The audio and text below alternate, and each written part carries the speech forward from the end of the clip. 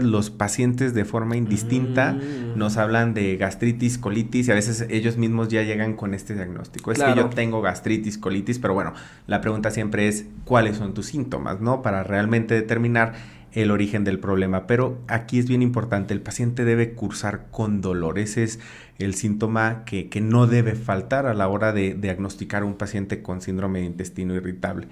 Hola, ¿qué tal? Bienvenidos. Yo soy el Dr. Jesús Macías, soy cirujano general y soy coloproctólogo. Me gusta crear videos con el objetivo de educar a las personas. Y precisamente el día de hoy vamos a hablar sobre síndrome de intestino irritable, lo que coloquialmente le llamamos colitis. Para esta ocasión invité al Dr. Noé Ayala Aro, quien es precisamente un amigo mío y colega. Él es gastroenterólogo. A diferencia de los coloproctólogos, él ve la parte clínica de las enfermedades. De cierta forma, como por así decirlo, vemos las mismas enfermedades, pero con ojos distintos. No significa que uno sea mejor que el otro, sino de cierta forma incluso trabajamos de forma conjunta. Precisamente el doctor Noé, él es especialista en medicina interna, posteriormente hizo la subespecialidad en gastroenterología y algunos posgrados tanto a nivel internacional como nacional. Precisamente el síndrome de intestino irritable es algo que ve muy frecuente en la consulta. Y es justo por el motivo por el que lo invité a este programa. Espero que resuelva muchas dudas, que aclare más la relación que tiene el síndrome de intestino irritable, por ejemplo, con las causas, con la dieta, qué tratamientos hay que seguir, a quién visitar. Espero que este episodio te sea de utilidad y que te ayude a cuidar tu salud, la de tu familia o la de tus amigos. Si te parece muy importante lo que compartimos en esto, definitivamente dale un like, comenta y comparte. Pues vamos directo al grano y más que nada te hago la bienvenida a este programa.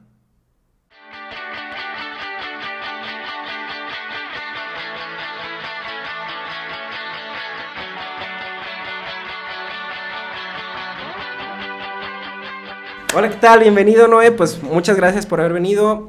Tú eres experto prácticamente en este tema y para mí es un placer pues invitarlo. El doctor Noé, pues como ya lo presenté, gastroenterólogo, y pues el día de hoy vamos a hablar sobre síndrome de intestino irritable. Pues bienvenido. Ok, pues muchísimas gracias a ti por la invitación y pues para mí es un gusto estar aquí en tu canal pudiendo compartir un poquito de este tema tan importante y de muy alta prevalencia en nuestro medio. Bastante frecuente, ¿verdad? Así es. Y yo creo que cada vez más frecuente, definitivamente. Así es, cada vez hay más casos y esto pues también se asocia a estilo de vida y demás, como lo vamos a platicar. Como lo vamos a hablar más adelante. Así es. Excelente, pues para empezar me gustaría que me definieras qué es exactamente el síndrome de intestino irritable. Ok, mira, el síndrome de intestino irritable es un trastorno funcional.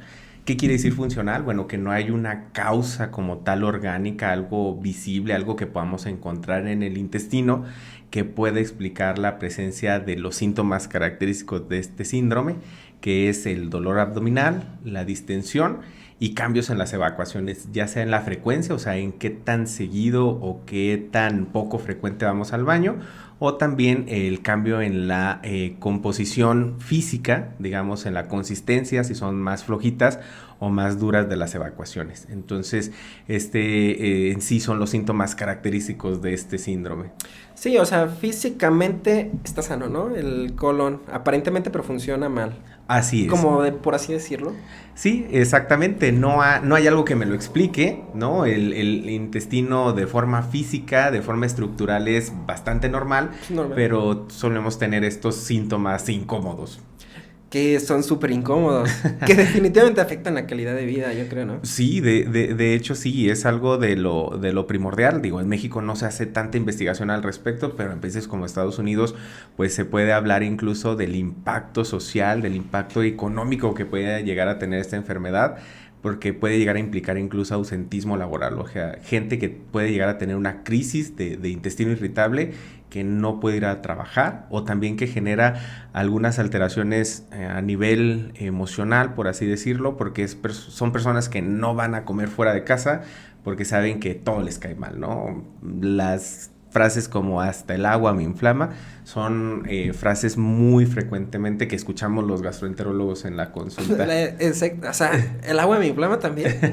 Bueno, no, o sea, no técnicamente, pues. pero sí, es personas que sienten que todo le inflama. Como cualquier cosa. Exactamente. Pero técnicamente no, o sea, habrá que ser minuciosos, ¿no? O me imagino. Sí, así es. A la hora de interrogar, de explorar y demás, bueno, algo que yo también le comento a los pacientes es no todo es pastillas. O sea, claro que hay 1000 y un tratamientos para control de los síntomas, pero también hay ciertos cambios que tenemos que hacer, ¿no? Cambios en la alimentación que nos puedan ayudar a encontrar una mejoría más notoria a la hora de tratar este tipo de padecimientos.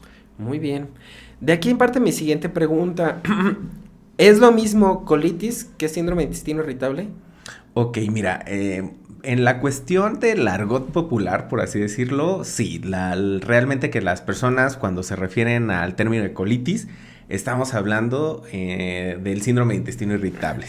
Pero, pues, desde el punto de vista médico, no, porque una colitis implica la inflamación intestinal, pero sin hablar de su causa en sí, ¿no? Eso quiere decir que hay varios tipos de colitis, ¿no? Existen colitis ulcerativas, existen colitis por medicamentos, colitis infecciosas, colitis por radiación, etcétera. Pero digamos que para términos generales, cuando hacemos referencia al término colitis, sí estamos haciendo alusión al síndrome de intestino irritable. O sea, pero para uso popular, ¿no? Exacto. O sea, que la gente, colitis nerviosa, colitis, es exactamente. Síndrome de intestino irritable. Sí, así es. Se puede usar indistintamente como un sinónimo, aunque desde el punto de vista médico, pues sí nos quedaría un poquito más por clasificar qué tipo de colitis estamos viendo. Sí, o sea, nos quedaremos cortos. Y técnicamente, o sea, ya de aquí parte, sí puede haber colitis en el síndrome de intestino irritable, o sea, siendo ya más precisos en el área médica, encontrar proceso inflamatorio en el colon sí podrá ser síndrome de intestino irritable. Ah, ok. Entonces ahí entraríamos por definición no, porque si encontramos alguna otra cosa estructural en el colon, por ejemplo, úlceras, zonas de estrechez, estenosis y demás, estaríamos hablando de otro tipo de colitis. Sí, exactamente. Ya por definición no estaríamos ante un síndrome de intestino irritable. Exacto. Sería una colitis de otro origen y hay que buscar el origen para tratarlo y de esa manera mejorar los síntomas del paciente. Perfecto. ¿Qué tan común es? ¿Qué tan común es el síndrome de intestino irritable y a quién afecta más esta enfermedad? Ok, bueno, pues es una enfermedad bastante frecuente. Hay estadísticas que nos hablan que desde un 25 hasta un 40% de la población, o sea, casi la mitad de las... volado. Sí, exactamente, pueden llegar a padecer estos síntomas. Y fíjate, afecta más a la población económicamente activa. Es una enfermedad de gente joven, ¿sale? Gente de entre los 30, 40 años son las, digamos que los picos de edad donde encontramos el mayor número de casos. Bueno, esto no quiere decir que no haya niños que padezcan colitis, porque sí hay población pediátrica que tiene el síndrome, ni tampoco quiere decir que no haya adultos o viejitos que padezcan los síntomas, pero de acuerdo al grupo de edad incluso son los estudios y es el tipo de abordaje que realizamos. Pero sí, por definición es más común en gente joven. Por ahí se habla que puede llegar a ser un poco más común en las mujeres, pero realmente vemos casos por igual hombres, mujeres, 30, 40 años y en una prevalencia bastante común y una frecuencia bastante notoria. Pues sí, prácticamente un volado, ¿eh? Exacto. O sea, casi la mitad de la población, o sea, llegando a 40% es bastante. Sí, exacto. Pues entonces por ese impacto en salud pública es demasiado. Y para fines prácticos, si tú me pudieras decir, o bueno, ¿cuáles son los síntomas más comunes o más importantes que manifiestan los pacientes para este síndrome? Ok, mira, lo primero que debe haber es dolor, ¿sale? Esto lo comento porque en algunas ocasiones los pacientes de forma indistinta nos hablan de gastritis, colitis y a veces ellos mismos ya llegan con este diagnóstico. Es que yo tengo gastritis, colitis, pero bueno, la pregunta siempre es ¿cuáles son tus síntomas, no? Para realmente determinar el origen del problema, pero aquí es bien importante, el paciente debe cursar con dolor, ese es el síntoma que no debe faltar a la hora de diagnosticar a un paciente con síndrome de intestino irritable. Este dolor, bueno, pues generalmente se suele asociar más hacia la parte baja del abdomen, como arriba del vientre, ¿sale? Aunque puede ser en cualquier sitio y ese va a ser el síntoma más característico. Y bueno, también va a haber cambios de este dolor asociado al canalizar gases, a tirar gases, o al evacuar, el dolor puede aumentar o puede disminuir, y esto también es, digamos, un dato que nos puede ayudar a llegar al diagnóstico. Y también debe haber cambio en las evacuaciones, ya sea en la frecuencia, ¿no? Antes yo iba 2 veces al día y ahorita estoy yendo cada tercer día, o cambio en la consistencia, ¿no? Pacientes que solían tener evacuaciones habituales, normales, y que de repente pues ya cursan con evacuaciones flojas en la mañana y de repente en la tarde algo duro. Entonces es eso, dolor, cambios en el hábito intestinal, ¿sale? Y que estos evacuaciones puedan aumentar o disminuir, digamos que es lo más característico. También puede haber aumento de la producción de gases, ¿no? También son personas que dicen es que es impresionante la cantidad de gas que produzco, y pues eso llega a tener una implicación social, ¿no? De hecho, así lo comenta el paciente, es que ya incluso en mi familia, con mis amigos y demás, me da mucha vergüenza porque de repente tengo una necesidad grande y pues obviamente pues no lo pueden hacer, ¿no? Por lo que implica, ¿no? Sí, no, bueno, pues sí, afecta definitivamente la calidad de vida, ¿no? Exacto. Pero estos episodios de síntomas, por ejemplo, tengo dolor solo esta semana, ¿ya es colon irritable? Ahí sí es bien importante también, porque el dolor sí tiene que estar presente por lo menos un lapso de 3 meses en los últimos 6 meses. O sea, el paciente en la última mitad del año, al menos 3 meses, debería de presentar síntomas, ¿sale? Recurrentes. Exactamente, porque sí es importante también establecer como el tiempo, ¿sale? Un solo dolor abdominal no me hace tener intestino irritable, ¿no? A veces puede haber dolor abdominal por otras causas, claro, que no necesariamente sean el síndrome de intestino irritable. Sí, pues por ejemplo una diarrea por haber comido algo, un estreñimiento funcional por un episodio de estrés. Exacto. Pero no es colon irritable. No, así es, sí es muy importante. La mayoría de los pacientes que ya llegan a consulta con el gastroenterólogo realmente son pacientes que ya vienen, digamos, de visitar varios médicos previamente, ¿no? O sea, porque son síntomas que han presentado durante mucho tiempo. Persistente, incluso ya han visitado múltiples médicos, ya han tomado todos los medicamentos que hay en la farmacia. Ya, sí, exacto. De hecho, es parte de las preguntas habituales, saber qué ya has tomado, ¿no? Porque te conocen marcas, te conocen dosis, conocen prácticamente todos los medicamentos sabidos y por haber para colitis. Sí, y a esto viene mi siguiente pregunta. Entonces, ¿cuáles son las causas precisamente por qué aparece el síndrome de intestino irritable y por qué particularmente en esta población joven? Ok, mira, pues es una enfermedad que llamamos multifactorial, ¿sale? O sea, esto quiere decir que hay varias situaciones que pueden contribuir a su aparición, ¿sale?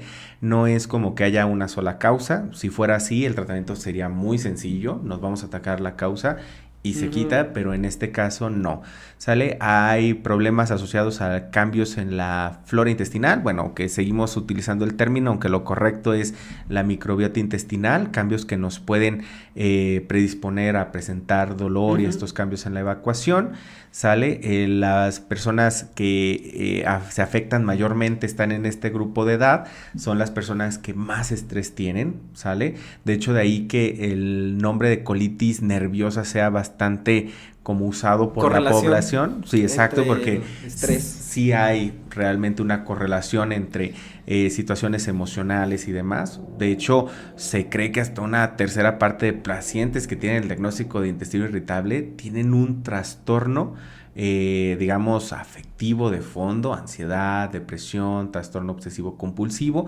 porque sí hay una relación directa entre lo que pasa acá y lo que está pasando en nuestro intestino. Y bueno, también existen algunos otros factores, ¿no? Pacientes que pueden desarrollar síntomas luego de una infección gastrointestinal, ¿no? Por ahí comieron algo que no debían, tienen diarrea, se curan del proceso infeccioso y luego desarrollan los síntomas asociados a colitis, ¿no? Y bueno, también se habla de mayor sensibilidad intestinal, ¿no? O sea, un proceso un poquito más profundo acerca de cómo percibimos el dolor, ¿no? Personas que pueden tener mayor sensibilidad, entonces... Un umbral al dolor más bajo. Exactamente, entonces son muchos factores los que contribuyen, ¿no? Sí, o sea, no podemos atribuir a una sola cosa, ¿no? No, definitivamente no. Tiene que ser incluso hasta suma de varias. Exacto.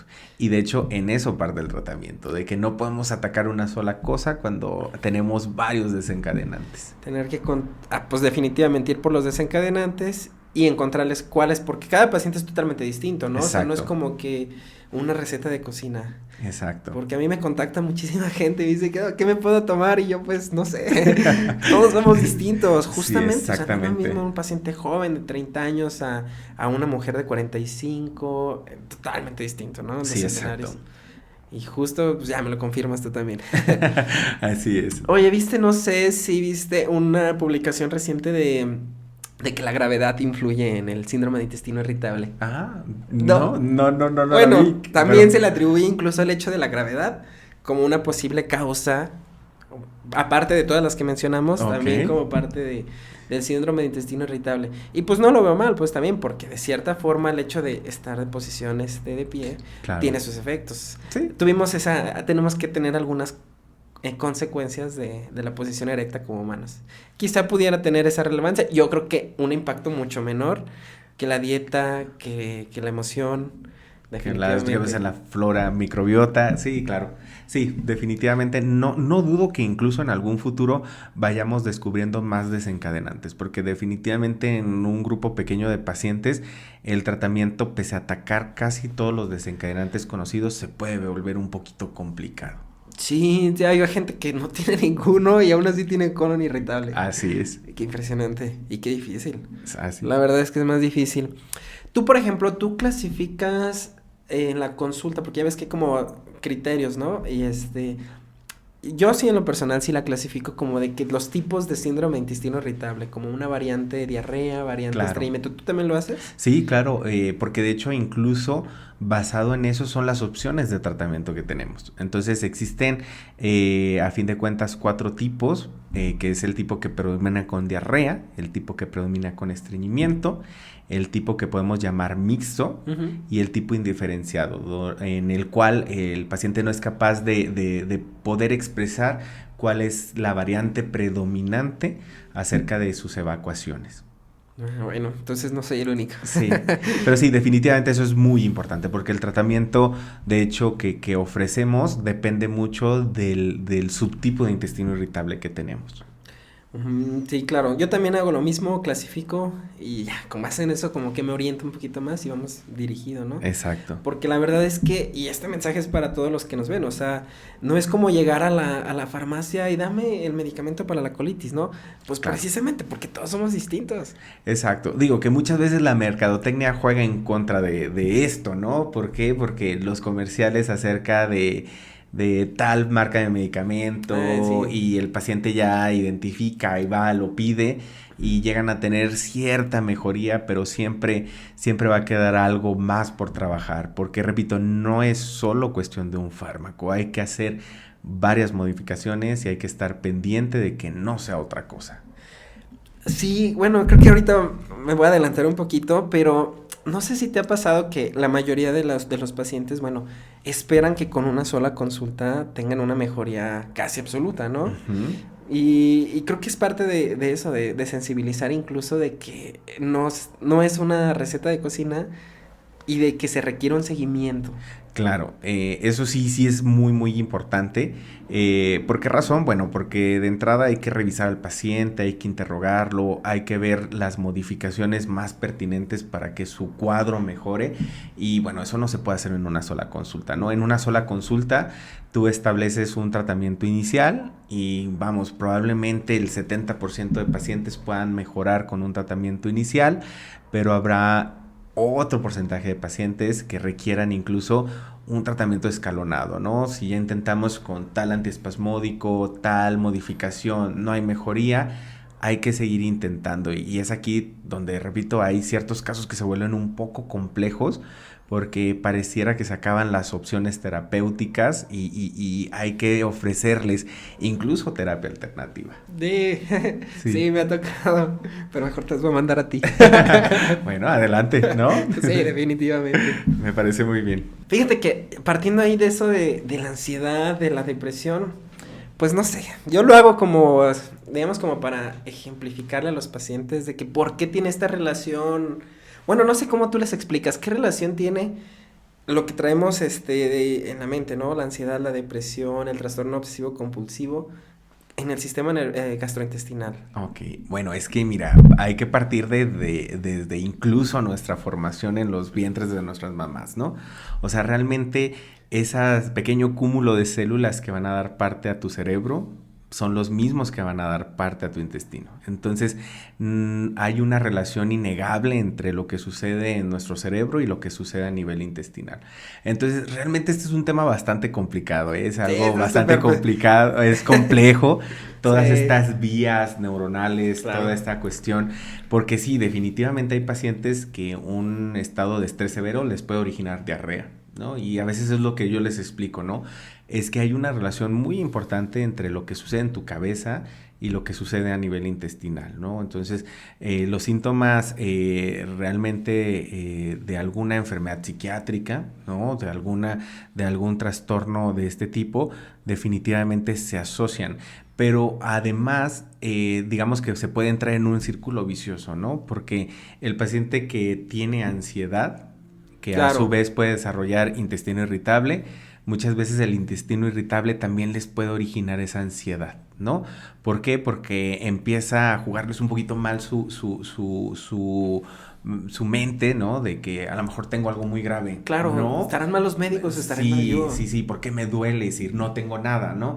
Entonces muchas veces estas consultas sí es de platicar mucho con tu paciente, de tomarte el tiempo necesario para poderles hacer ver, ¿no? De cómo estas enfermedades tienen relación y sobre todo de hacer también consciente al paciente de que en ocasiones se requieren estudios extras, ¿no? O sea, porque, repito, el diagnóstico de una enfermedad funcional implica descartar otras alteraciones. Entonces, ahí también, dependiendo de los síntomas del paciente, pues es necesario siempre alguna batería de estudios, de imagen, de laboratorio, que te puedan ayudar a determinar si el origen no es otro, ¿no? Claro. Entonces, muchas veces, pues sí, dependiendo la respuesta del paciente a los tratamientos, si no hay una mejoría, hay que seguir haciendo estudios, ¿no? Hay que descartar que ese dolor, que esas molestias no tengan algún otro origen y pues sí, sensibilizarlos que sus estudios son indispensables y si son normales, pues también decirle, mira, son normales. Son normales y nos confirman que es el síndrome de intestino irritable. Exacto, ¿no? Y en ellos probablemente trabajar sobre otro tipo de tratamientos, ¿no? Que siempre es eso, no todo es antiespasmódico, no todo es un antigas. Claro, y no todo es solo la dieta o solo el ejercicio. Exacto. Todo es un conjunto de cosas. Entonces, sí hay varias pruebas que podemos hacer para diagnosticar el síndrome de intestino irritable o cómo se diagnostica. Ok, siendo así muy estrictos, el diagnóstico es clínico, ¿no? Obviamente, si tienes un paciente joven con los síntomas característicos, tú instauras un tratamiento. Pero habrá ciertos grupos de pacientes a los cuales habrá que hacer pruebas extras, ¿no? O sea, si mi paciente tiene más de 45 años cuando inicia con los síntomas, bueno, habrá que ver que un cáncer de colon no sea el que está originando estas molestias. Entonces, el paciente hay que sensibilizarlo, aparte por edad, tú lo sabes, ¿no? Claro. Le toca su escrutinio de cáncer de colon, va a colonoscopia. 45 años, exactamente. Claro. Que eso sí es bien importante que el paciente, que todos vayamos haciendo conciencia, incluso aunque no tuviéramos ninguna molestia, a los 45 años nos toca. Sí o sí. ¿No? Sí, exacto. Pero bueno, nunca está de más, por ejemplo, en pacientes jóvenes, hay algunas otras enfermedades ahí que vemos en gastroenterología que pudieran simular intestino irritable, ¿no? Por ejemplo, una enfermedad celíaca, ¿no? Claro. Algo que llamamos sobrecrecimiento bacteriano, de acuerdo a los antecedentes que tiene el paciente, o algunos otros padecimientos, incluso infecciones crónicas, ¿no? A veces el pedir un coproparasitoscópico, un coprológico, podemos tener algunas infecciones. Un parásito. Exacto. Entonces, los estudios nunca van a estar de más. Siempre hay que individualizar, no todos van a colonoscopía, ¿sale? No todos se les pide reactantes de fase aguda, o sea, para determinar cosas graves intestinales, pero siempre tienes que tener un umbral muy bajo para poder investigar más a tu paciente, ¿no? Es un paciente joven, doy tratamiento, pero no mejora pese al apego, no mejora pese a la dieta. Incluso empeora, ¿no? Los exacto, y búscale, o sea, nunca va a estar de más poder hacer una prueba que te descarte algunas otras alteraciones. Ya si está normal, pues ya te quedas más tranquilo. Exacto. Definitivamente, ¿no? Sí, y aparte que el que esté normal, incluso a ti te desbloquea otros tratamientos que puedes llegar a utilizar, ¿no? Tratamientos un poquito más específicos, analgésicos viscerales, medicamentos controlados, ¿no? Que te puedan ayudar a controlar los síntomas. Sí, justamente. Y de hecho esto parte porque hace poquito me mandó un mensaje, pues una paciente de Instagram y me platica esto, o sea, de que lleva ya 3 gastros, 2 coloproctos y que sus síntomas empeoran y empeoran y como tú dices, o sea, incluso ya está la ansiedad de que, oye, pues estoy mal y todos me dicen que es colitis y todos, que estoy bien y ¿qué hago, no?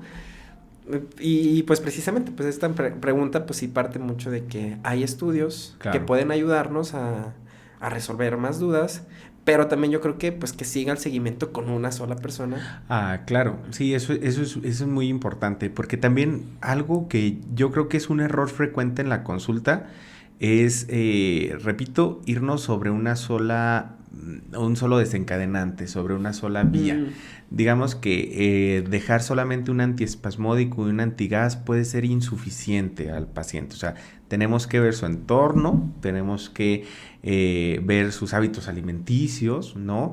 De hecho, yo siempre les digo a mis pacientes en la consulta, si tú me preguntas si hay una dieta específica para ti, definitivamente lo hay y tenemos que trabajar sobre eso, ¿no? Porque sí. la dieta incluso puede ayudar a mejorar hasta en un 70% los No manches, síntomas. los síntomas. Exactamente.